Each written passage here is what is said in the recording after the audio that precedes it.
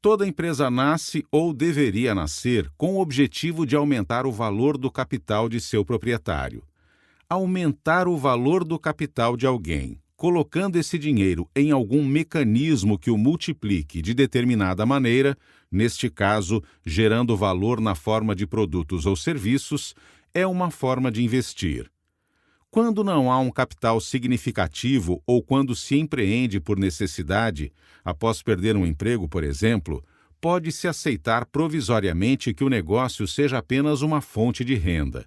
Mas é um erro entendê-lo dessa maneira, pois essa renda pode desaparecer repentinamente se não for dada a ela uma condição sustentável de crescimento. Mesmo quando se empreende por necessidade, planos devem ser feitos para garantir que haja desenvolvimentos contínuos na empresa, cujos objetivos devem ser aumentar o patrimônio do empreendedor, garantir o crescimento de sua renda ao longo do tempo e fortalecer a empresa contra as ameaças de concorrentes. Por exemplo, se você, como empreendedor, não investir em seu negócio, estará abrindo espaço para um concorrente ocupar seu espaço com um serviço ou produto melhores, inviabilizando a sobrevivência da empresa que você tem.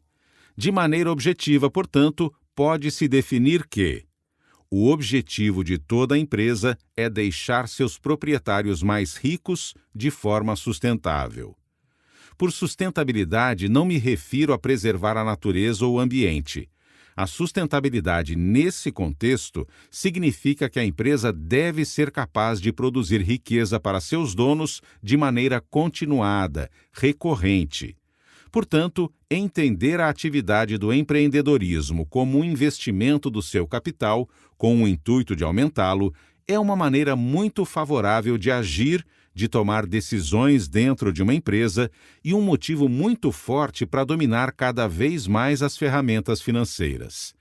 É preciso estar ciente de que, como todo tipo de investimento, empreender traz riscos e o segredo do sucesso está em controlá-los. Empreender é um investimento de alto risco. Em economia, uma regra básica para se entender o funcionamento dos mercados de investimentos é a que diz que quanto maior for o retorno pretendido, maior será o risco assumido. Essa regra, apesar de consistente, deve ser adotada com cautela, já que esse retorno poderá se materializar ou não. Realmente, quando partimos da ideia de que em qualquer país há investimentos financeiros praticamente sem risco, chamados de risco zero, e que qualquer pessoa pode acessar esses investimentos, temos uma oportunidade em mãos. Há de obter ganhos sem depender de nenhum esforço, a não ser o de direcionar nosso dinheiro para esses investimentos. Se nenhum esforço ou habilidade são necessários, fazer um ou outro tipo de investimento só valerá a pena se for para obter alguma vantagem, no caso, algum ganho a mais. No Brasil, o melhor investimento sem risco à disposição dos investidores são os títulos públicos, que em média historicamente rendem cerca de 3 a 3,5% ao ano acima da inflação, já descontando custos e impostos. Se qualquer cidadão pode ter acesso a títulos públicos e obter esses ganhos, ninguém deveria preferir outro investimento que ofereça menos retorno, como a poupança, que raramente provê algum ganho acima da inflação. Quando se opta por esse tipo de investimento, é puramente por falta de conhecimento financeiro e não de oportunidade. Para conseguir ganhos acima daqueles oferecidos pelos títulos públicos, investidores podem optar por investimentos de maior risco, que contêm ingredientes de incerteza que, quando acertadamente reunidos, proporcionam ganhos acima daqueles oferecidos pela opção sem risco. O desafio, nesse caso, está em saber fazer as escolhas que conduzam aos ganhos diferenciados. Afinal, quando alguém ganha ao assumir riscos, é porque outros perderam ao assumir os mesmos tipos de riscos, mas com escolhas erradas. Quanto menor a certeza de ganhos, maior é o grau de especulação ou aposta envolvido em uma escolha de investimento.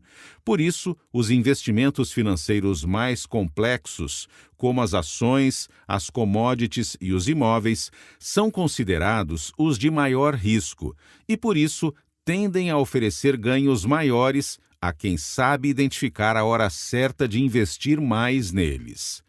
Pela complexidade típica de qualquer atividade empreendedora que se inicia, negócios são considerados investimentos com nível de risco mais elevado do que a maioria dos investimentos financeiros. Afinal, por maior que seja o risco de investir em ações, por exemplo, é possível diluir esse risco comprando ações de diversas empresas diferentes, ou mesmo de um fundo de ações que se encarregue de diluir o elevado risco entre diversas companhias.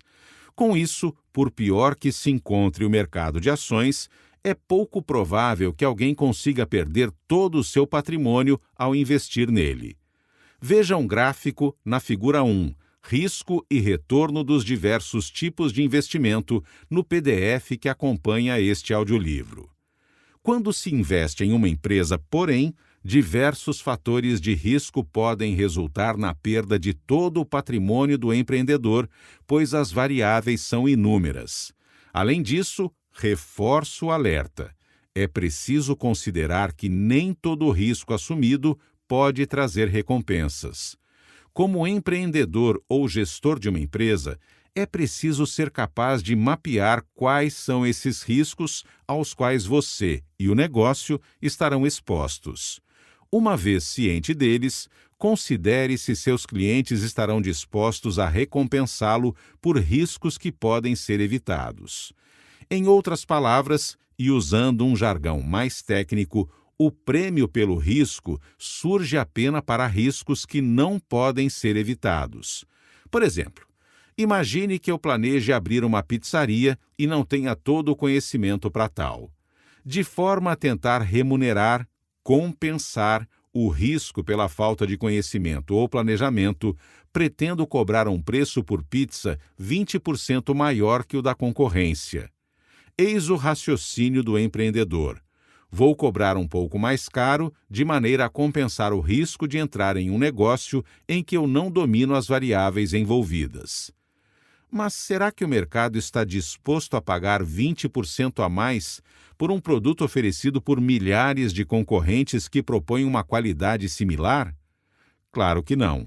Note que o risco introduzido pela falta de conhecimento e planejamento pode ser perfeitamente evitado, redundando no seguinte: o empreendedor não será remunerado por riscos que correu desnecessariamente.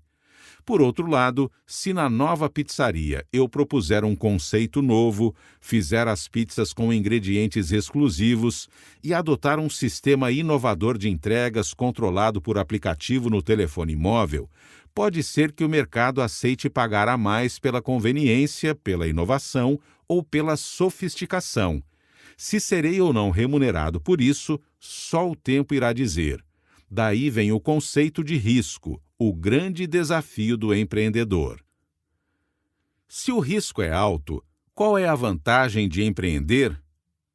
Diante do elevado risco envolvido com a criação de um negócio próprio, muitos se questionam se não seria melhor investir em ações, já que o risco é mais baixo e o mercado traz muitas oportunidades de ganhos. A resposta a essa pergunta, para a maioria das pessoas, é: provavelmente não. Empreender é justamente assumir riscos. Isso significa, na maioria das vezes, assumir riscos sensivelmente maiores que alternativas de investimento padronizadas, como os produtos financeiros. Não devemos evitar os riscos, mas saber lidar com eles.